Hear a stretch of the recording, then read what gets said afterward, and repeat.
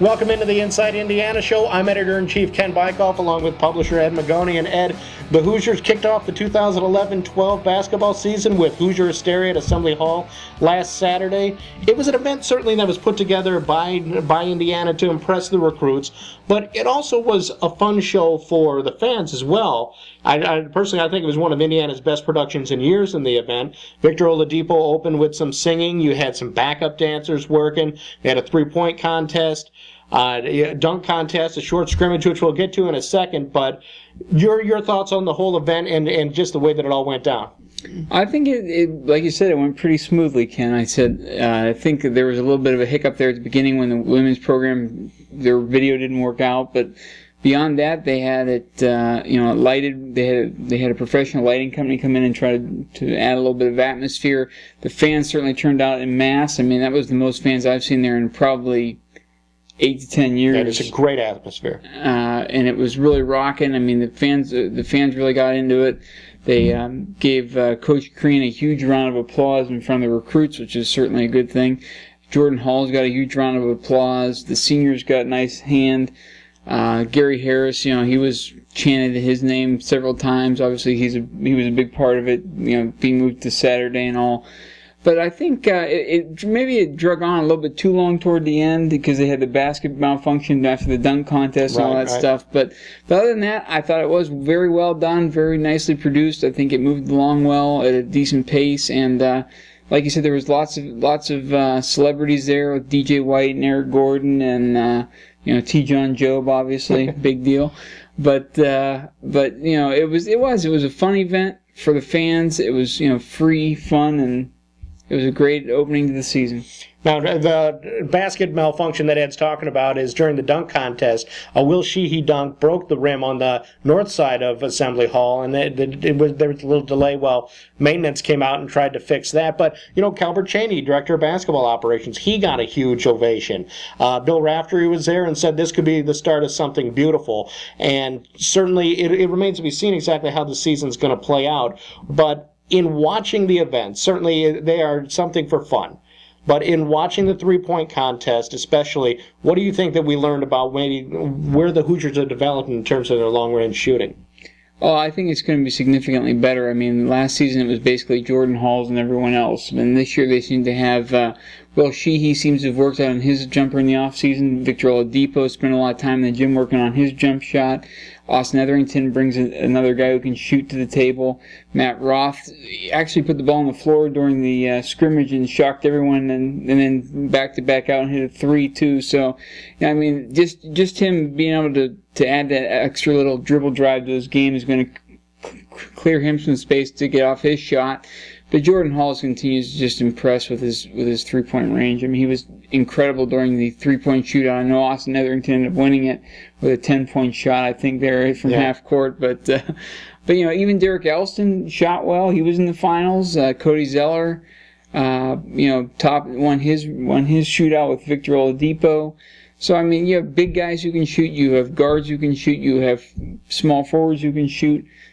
It's been a while since we've said that Indiana has a team who can really shoot the basketball, but I think this one has a chance to do it. Yeah, and Zeller seems that he's going to be able to know where to pick his spots with that. He's not somebody who's going to fall in love with that long-range jumper, but it certainly brings a different element to his game. Now, certainly, the Hoosiers also have plenty of athleticism. The dunk contest showed off that.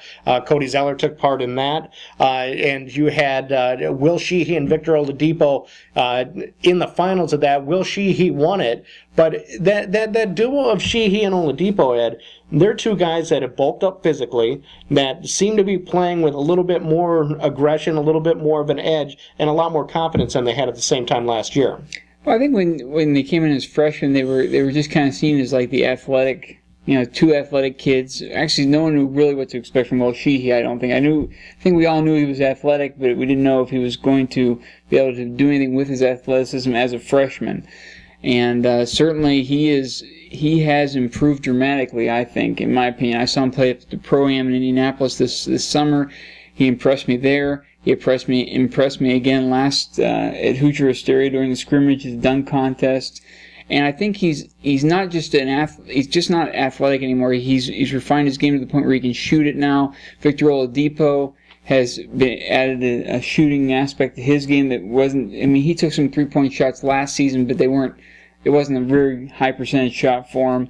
But he's also added ball handling. I think he's really worked on his ball handling, and his ability to shoot the long range shot is going to help him, help him get by defenders and get to the rim where he can finish. And Will Sheehy seems to just be running into a very nice player as well. And that's one thing that really impressed me was the ability of Indiana to find those creases, go into the basket, and to me, they're going to be able to stretch defenses a lot better than they have previously. Now, we saw a little bit of that during the scrimmage. Scrimmage wasn't an event that featured a lot of defense in it. It's a fun little event there. But what do you think that we learned from the scrimmage? Well, I certainly thought the scrimmage was smoother than it had been in the last couple of seasons. I mean, the last couple of seasons it was like watching paint dry. I mean, no one could hit a shot. Lots of turnovers. Yeah, it just seemed very discombobulated. Not much flow to the game. This one had a lot of flow, which is certainly an improvement. The ball handling seemed crisper. The shooting seemed better. The athleticism seemed better. The transition game was certainly smoother, which are all things that Tom Crean has been trying to get the kids to do here the last 3 years. And now maybe in the fourth year we're actually going to see some of what Tom Crean's been hoping that the program could develop into. I thought, obviously the leading scorers were Sheehy, Jordan Halls, and Zeller. And all three of them were very impressive in that game. But I thought Verdell Jones looked a little bit stronger with the basketball. I thought Derek Elston certainly looked much improved after he's still on the road to 100% after his off-season surgery with the hernia. But certainly last season that was affecting him. No one knew about it at the time. Sure. But he told me earlier this off-season that he could even had pain when he was tying his shoes. So he played in some serious pain last season that really held back his game. Victor Oladipo looked good, not just as an athlete, but also in ball handling and being able to find Will Sheehy for dump offs and passing the ball. I thought there was a lot of positives to take from it. Now, of course, Christian Watford didn't take part in the event. He had a minor foot injury. He's in a walking boot, but that isn't expected to be a long-term problem. But certainly it's going to give the Hoosiers yet another weapon that they're going to be able to use to throw a lot of different things. And like you said, I think that this is a team that is getting much, much closer to the one that Tom Crean envisioned, because they do have four classes worth of talent in the program, guys who have been through things, and that could really help in the long run. Now, my only question about this team is where they're going to be from defense and rebounding. We're not going to find that out until we see them in live game action, the first one, an exhibition game, November 5th against Indianapolis. Yeah, I agree with you on the defensive standpoint. I think the rebounding is going to be better just because of Cody Zeller and Will Sheehy and Victor Oladipo are all obviously solid rebounders from their small forward / wing positions. I think their athleticism and their added strength is going to help them be even more effective rebounders this season than they were last season. Christian Watford can rebound the basketball. Tom Pritchard can rebound the basketball. Derek Elston can be a good rebounder now once he gets to 100% health. But Cody Zeller, he just has a sixth sense about him. You could see it in high school when he played. I mean, he just can read the ball where it's going to come off the rim. He didn't do a lot of that in the scrimmage, per se, so people are basing all their opinions on Cody Zeller on that scrimmage. He looked great in transition, but he didn't necessarily have that many rebounds. But, once the game slows down a little bit into a half-court set, a little bit more, you're going to see him be able to rebound with basketball and really help Indiana in that phase of the game. My big question for this season is, they need to find a primary ball handler. I think, you need to decide whether Jordan Halls or Verdell Jones is going to be your primary ball handler. Last season they tried it both ways. They wanted Halls off the ball so he could shoot like be able to do to shoot the three-pointers because he was really their only threat from long range. But now that he's able to put the ball on the floor and pull up and hit the jump shot a little bit more, he may be able to play the point guard more for you and be able to distribute the basketball and be a scorer at the same time. And that'll also allow Verdell Jones to play off the ball. But, Verdell is still going to handle the ball, so they need to make a decision there on who's going to be the primary ball handler. I think that's going to be the big question in my mind. Yeah, rebounding and ball handling and defense, all of that's going to be a big question mark. Now, one question mark that does not exist for the Hoosiers on the gridiron is just how good their defense is, and the answer was it wasn't very good. Last week against Wisconsin, they lose 59-7, and when we come back, Ed and I will take a look at how the Hoosiers did against the Badgers.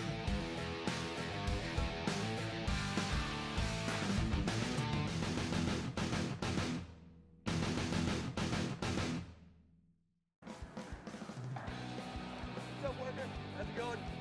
What's up, buddy? You doing good?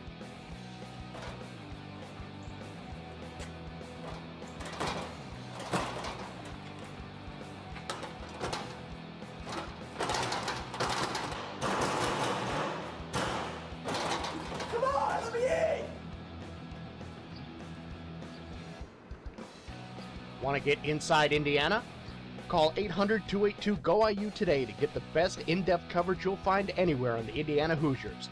You'll get 12 full-color glossy issues packed with the Hoosier news you crave, plus our exclusive online express edition featuring game previews, reviews, and much, much more, all for just $49.95. Inside Indiana. You can't get closer to IU athletics without a scholarship.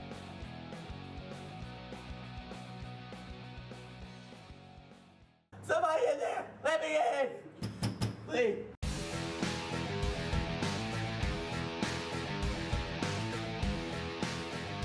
Welcome back into the Inside Indiana show. Ken Bikoff along with Ed Magoni and the Hoosiers. We talked about this before the break, but they fall 59-7 to Wisconsin at Camp Randall Stadium. About the best thing that you could say about the game, Ed, besides the fact that it's over, is at least they didn't give up 83 points this time. They only gave up 59. But this is a team, Ed, that has now dropped 4 straight games, that has scored 3 touchdowns in Big Ten play. They certainly have a lot of questions. Wisconsin was not exactly the team they needed to face right then. No, and certainly Wisconsin coming off a bye week, had extra time to prepare. They were fully healthy except for Nick Toon, Al Toon's son, who was a tremendous receiver, but they didn't even need him. I mean, it was they had. Last season they didn't punt at all. This season they punted a few times, but it wasn't. IU's defense just couldn't stop. Their passing game couldn't stop. Their running game couldn't do all. They had special teams breakdowns. I mean, it was just a complete disaster. Yeah. Now, in all fairness, not many teams have been able to slow down the Badgers, and I think that's something. But when you do come down to it, the Hoosiers had one lone bright spot, as far as I'm concerned, and that was the running of Stephen Houston, and the fact that the Hoosiers put up 200 yards on the ground for the first time since the Purdue game back in 2007. That has to be something that they can build on. Well, I think we saw the makings of that against Illinois. They were able to. Stephen Houston was able to get some yardage on the ground. I thought that was a step forward for the offensive line and for Stephen Houston. And then against Wisconsin, who has a very good set of linebackers, and a solid defensive line as they always do. Indiana was able to get a decent push, and they were able to spring Steven Jackson for a 67-yard touchdown at one point. They wish they hit Steven Jackson. Stephen Houston. Well, he's starting to look a little bit like Steven Jackson, but ran like him a little bit. Yeah. But if everything had come on that one carry, that would be one thing. You'd say, okay, Wisconsin had one breakdown, or IU was able to open one hole and he was able to shoot through it. But when you put up over 200 yards of rushing offense on a defense, I think that's a matter of consistently coming off the ball strong and consistently opening holes. They did use Kofi Hughes a little bit with direct snaps. They used Stephen Houston with one direct snap out of a new formation, which may have crossed up Wisconsin a little bit, but Kofi only ended up with 31 yards rushing, and Houston only carried the ball the one time. So they actually were able to grind out some yardage on the ground, and I think that was able to limit the number of points that Wisconsin was able to score. Well, limit as much as you can with 59 points being scored. Now, there's an old saying that if you have 2 quarterbacks, you have 0 quarterbacks. They need somebody to be the guy. The Hoosiers had 4 different people take direct snaps, and certainly you can get away with that a little bit more at the college level, but still, I know the coaching staff said that Edward Wright Baker, they weren't real happy with the way that he kind of looked he didn't look all that comfortable in the pocket, which is understandable because Indiana's offensive line hasn't been very good. But with so many different guys running the offense at quarterback, how do you think that impacts the team a little bit, and just that ability to gain grounds, both not only on the ground but also through the air? Well, I think it's it kind of started this way in the preseason when I asked DeMarlo Belcher. I said, if not going into a season where you're not sure who the starting quarterback is until week 1, does that affect your guys' timing? And at the time he said no. But I think that was just him being a good teammate at that point. Yeah. I think he was just trying to say, well, it doesn't really matter to him. He's going to run the same route. The ball will still be there. That's not necessarily the case. I mean, quarterbacks and receivers have to work on their timing because so much of the passing game these days is based on the guys come out of his break at the right time. and the ball has to be delivered on time before the guy even makes his break. And if you aren't constantly working with the same guy, it's tough to get that type of continuity and timing down. And I think we're starting to see that the wide receivers, which is supposed to be a strong point for the Hoosiers this season, have not performed up to where they're capable of. The quarterback position obviously is a liability and has had a ton of turnover due to injuries. And Edward Wright Baker last week was coming in against a very good defense. He hadn't played in the last 2 games, I think it was the last. Yeah, he hadn't played since North Texas. So it's tough transition for him to come back against the Badgers in a hostile environment. 80,000 people going crazy, and Wisconsin does go crazy up there. And to come in and put him into those circumstances as his first game back, it wasn't ideal for him, but certainly he didn't play that well either. Now, the good news for the Hoosiers, of course, is that they're playing an opponent this week, Iowa, that they've played tough before. And when we come back from break, we'll take a look at how the Hoosiers might do against the Hawkeyes.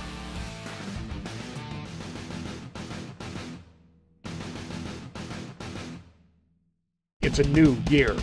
There's a new buzz. And there's a new Inside Indiana magazine. For more than 20 years, Inside Indiana has been your best source for the kind of in-depth coverage of Hoosier athletics you crave, and now the best just got better. By calling 800-282-GO-IU, you can experience 12 packed issues dedicated to Indiana athletics in full-color glossy brilliance for only $49.95. But that's not all. You'll also receive access to our new Inside Indiana Express edition online, featuring game previews, news, photos, and much, much more. So what are you waiting for? To stay up to date on the Kevin Wilson era and all the excitement surrounding Tom Crean's Hoosiers, plus all the news you want on the rest of Hoosier athletics, call 800-282-GO-IU today. Inside Indiana. You can't get closer to IU athletics without a scholarship.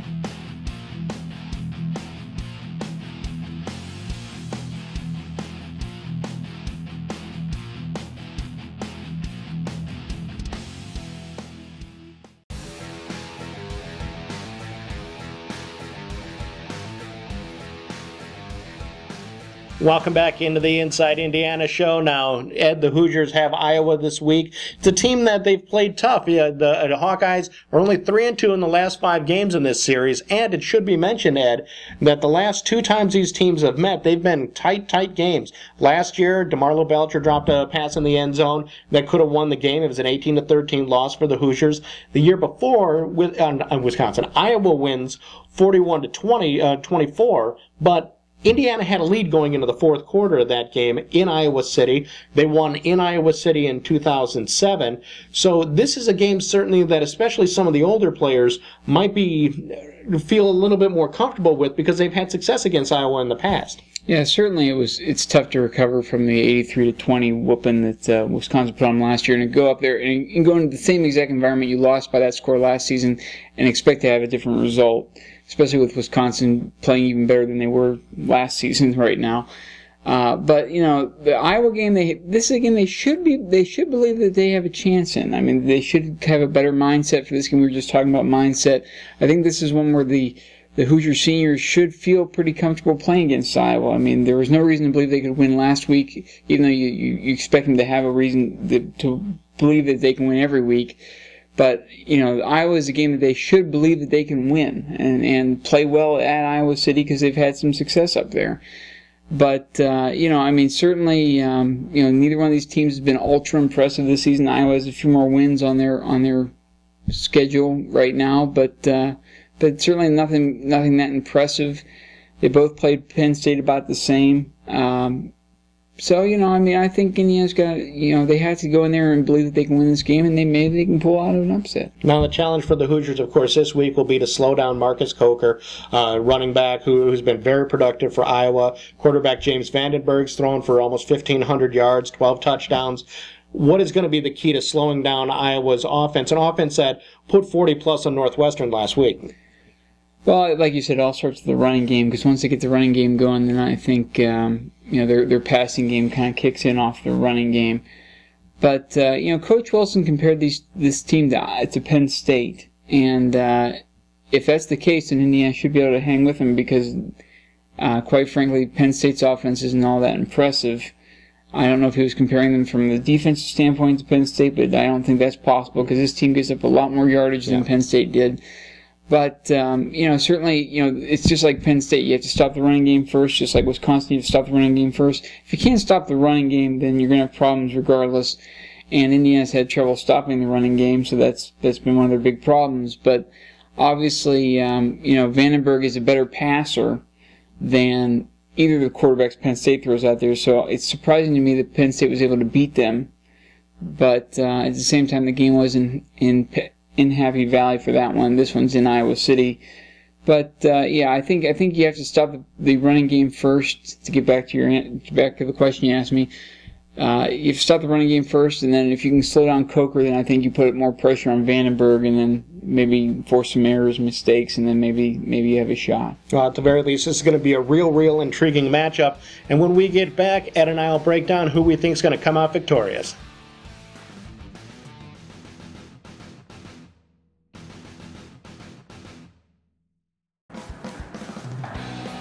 What's up, worker? How's it going? What's up, buddy? You doing good?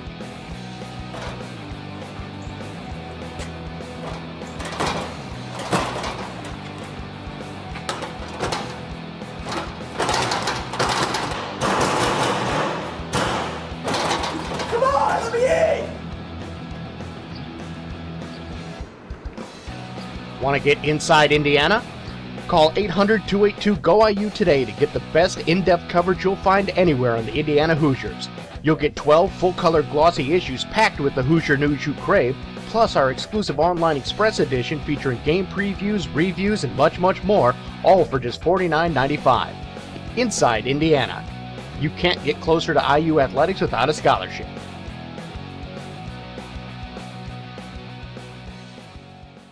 Somebody in there! Let me in! Please!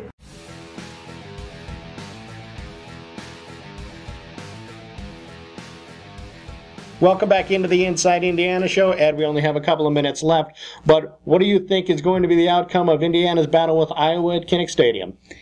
Well, unfortunately, I think if this game was played in Bloomington, I think Indiana would have a chance of pulling off the upset or the perceived upset, I guess. Iowa's not as good as everyone thinks they are this season. But this game being in Iowa City, second road game in a row, I think Indiana's a little bit weary right now mentally as well as physically. They're a little bit banged up, and I just don't think that the game on the road they're going to be able to pull it out. Yeah, Indiana has an intriguing matchup here. I think these are two teams, unlike Wisconsin last week, that really was designed to beat Indiana. Everything Indiana can't handle is what Wisconsin is. I think Iowa is a much more even matchup. But to me, this one's going to come down to the mindset. I just don't know if the Hoosiers are going to be able to bounce back from such a tough loss at Wisconsin to come back and win on the road. They have an opportunity to build a little momentum with Iowa and then Northwestern at home for homecoming next week. But I just don't know that the Hoosiers are going to be able to do that. I think that they end up coming home on a 5-game losing streak, and it'll be interesting to see how the season plays out from there. Well, that's all the time that we have this week on the Inside Indiana show. For Ed Magoni, I'm Ken Bikoff. Thanks for watching, and pace yourself.